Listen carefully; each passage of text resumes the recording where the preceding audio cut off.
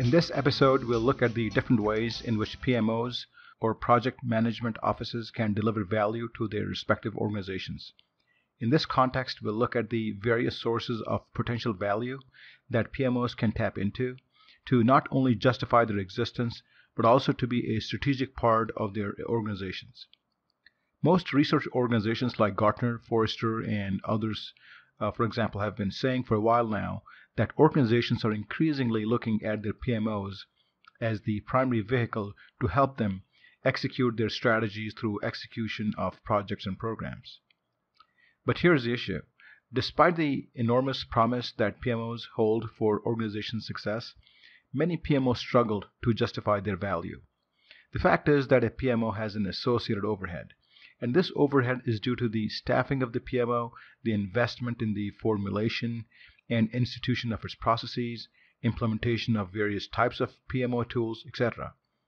So unless this overhead is justified in terms of a PMO's contribution to the delivery of successful business outcomes and benefits, the overhead always sticks out like a sore thumb to senior management. So in this episode, we'll highlight 4 sources of value that PMOs can tap into to improve their visibility and perception in the organization. But first, let's revisit the definition of a PMO, or as it's called, a project or program management office. A PMO exists to enable the successful delivery of projects and programs. These projects and programs ideally should be derived from an organization's overall strategy, and therefore should be aligned to the organization's strategy and goals. So if the PMO can deliver those strategic projects and programs successfully, then a PMO can be considered to provide business value to the overall enterprise. And deliver those strategic projects and programs successfully, then a PMO can be considered to provide business value to the overall enterprise. This needs repetition, as we'll further expound on this concept later. So again, if the PMO can deliver an organization's strategic projects and programs successfully, then a PMO can be considered to be living up to its promise of delivering business value to the organization. Now, based on this concept and foundation, we can say that for a PMO to deliver business value, it must build 4 specific capabilities in itself. They are ability to execute projects and programs successfully. Number 2, delivery of tangible business outcomes and benefits. Number 3, ability to work on strategic projects and programs. And finally, number 4, ability to handle an organization's demand and investment functions. In the remaining episode, we'll explore these 4 sources of value in further detail. The first one is the ability to execute projects and programs successfully. Well, in the context of what we're discussing now, the ability of a PMO to execute refers to starting, executing, monitoring, delivering, and closing of projects and programs. This ability therefore touches most of the areas that are covered by the traditional project management methodologies. A PMO's ability to execute, therefore, is its use of appropriate project management methodologies and processes to deliver the projects and programs within scope, budget, and schedule. We know that the project management communities globally have always struggled to deliver projects within those boundaries. So in the case of project management institutes or technology, for example, the PMO's ability to execute could cover all 47 project management processes that are covered under that methodology. This again would depend on the PMO's type, but for argument's sake, the assumption here is that it's a full-fledged PMO. So although a PMO's execution ability hinges upon a number of factors, and we can't cover all of them here, but it would be prudent to highlight some of the critical factors. Let's review some of those critical factors. One factor that influences a PMO's execution ability is to use the right methodologies to execute and deliver its projects and programs. The choice of methodology is usually contingent upon the nature of projects and programs, as well as an organization's culture and other factors. The choice of the right methodology ensures the delivery of actual business outcomes and benefits. However, Trying to follow the wrong steps and path in an attempt to reach towards one's destination can always have adverse consequences.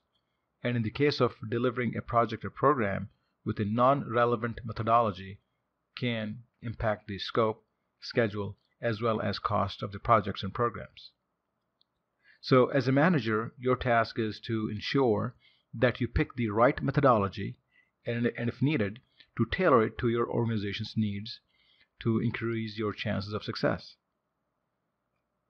Another factor that determines the execution capability of a PMO is its alignment with various business stakeholders. This is an important point because unfortunately, today there are many PMOs which work in isolation without interacting with their business customers and stakeholders. So naturally, if the PMO isn't going to have the right level of engagement with the business, then that can result in the delivery of systems that aren't really aligned with the business requirements, and that in turn can then lead to customer dissatisfaction. So to ensure the success of projects and programs, alignment with the business and overall organization strategy is a must. The third factor that influences an organization's ability to execute is having the right number of staff with the right skills.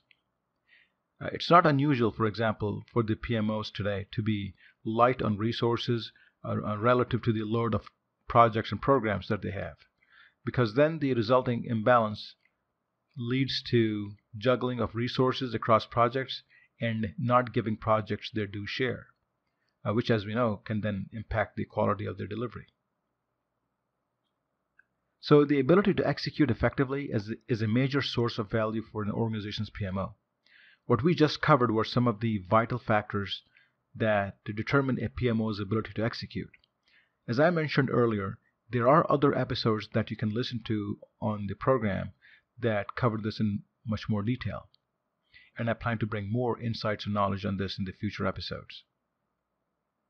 The second source of value that a PMO needs to cultivate is the ability to measure and communicate progress in terms of business benefits and outcomes.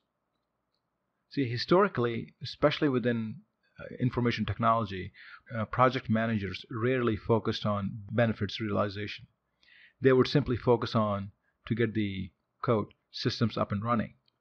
However, over the past few years, the PMO leaders and project managers are increasingly being asked to describe their successes in terms of business benefits and outcomes that they deliver to the organization as a whole. Business benefits can be described in terms of helping the organization to increase revenue, increase productivity, or to avoid certain costs, or to help the organization alleviate some type of business pain points. For example, if an organization launches a mobile app that can help the organization increase sales from their mobile customers, then that would be a business benefit. Similarly, if an organization migrates its human resources system to the cloud, saving the organization internal costs, then that would be another business benefit. So the business benefit is not just the launch of the mobile app or to migrate the HR system to the cloud, but in the outcomes they result for the organization. Although these examples may seem to be quite obvious, but in some cases the business benefits may not be as apparent. In those cases, the PMO and the project manager should strive to identify and highlight the business benefits, and should also do so early in the project's life cycle. Doing so early in the project can be helpful because the project manager can then keep his or her team focused on the expected business outcomes. As I mentioned earlier, in many cases, project managers only focus on deliverables such as bringing the system live in operations. By keeping the project team focused on the benefits and outcomes instead, can also help in setting the right expectations with the project stakeholders and sponsors. A PMO or a project manager can then continue reporting progress in terms of how much benefits have been realized from a project or a program during the project execution phase. So when the project is delivered, there are no surprises in terms of missed expectations. If while trying to identify the PMO and the project manager are unable to see concrete business benefits, he or she then should discuss that with the stakeholders to ensure that the project indeed still has merits for it to be worked on. Some project managers raise the question whether it's their job to push for the identification of business benefits.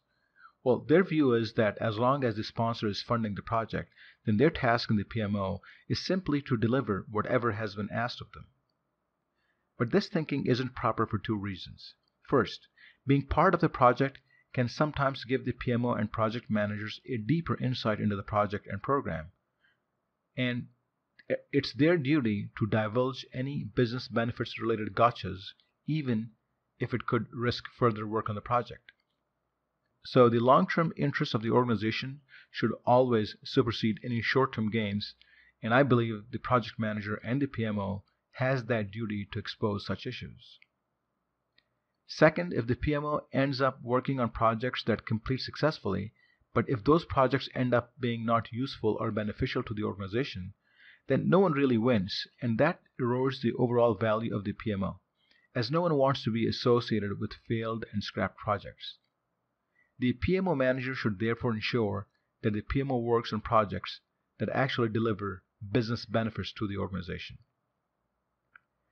This then takes us to the third capability that a PMO needs to cultivate in itself to be perceived as delivering value to the organization, and that is to deliver strategic projects and programs.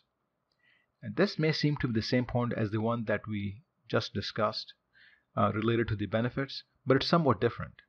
The point here is that the more strategic and important projects and programs your PMO is involved with, the better can be its perception. Consider this. What if the PMO that you're responsible for delivers projects and programs that are not considered important by top management?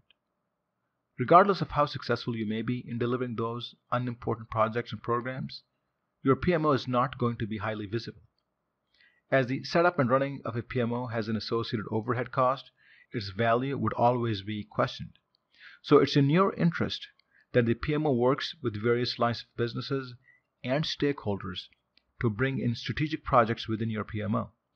The more strategic projects and programs that your PMO delivers, the more visible it will remain in the higher management circles, and the less questions will be raised related to the value that it delivers to the organization. The final source of value that we need to look at has to do with expanding the scope of your PMO beyond the delivery of projects and programs to instead take on additional responsibility of portfolio management. More specifically, if your PMO can take on functions and processes related to investment management, demand and capacity management, etc., then it can get closer to becoming a strategic entity within the organization. These functions where management and executives discuss the value of starting various initiatives in the organization, evaluating their merits, their funding, and prioritizing of various initiatives, etc., all fall under the realm of portfolio management. And as portfolio management is closely related to the discipline of project and program management, a PMO can potentially take on those functions and become more strategic in nature.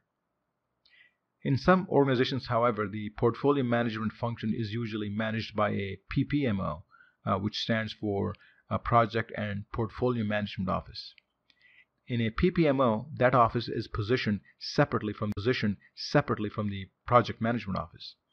In those cases, the Project Management Office should then better align itself with the PPMO to ensure that the processes and functions of both are synergistically aligned. But the key point is that once you can elevate your PMO to a level where it is involved with planning project portfolios and evaluating the merits of projects and programs, etc., that can be a true value add to your organization. So in conclusion, the 4 areas that bring sources of value to your PMO are: number 1, ability to execute projects and programs successfully; number 2, delivery of tangible business outcomes and benefits; number 3, ability to work on strategic projects and programs; and finally, number 4, ability to handle an organization's demand and investment functions, which are usually found in the portfolio management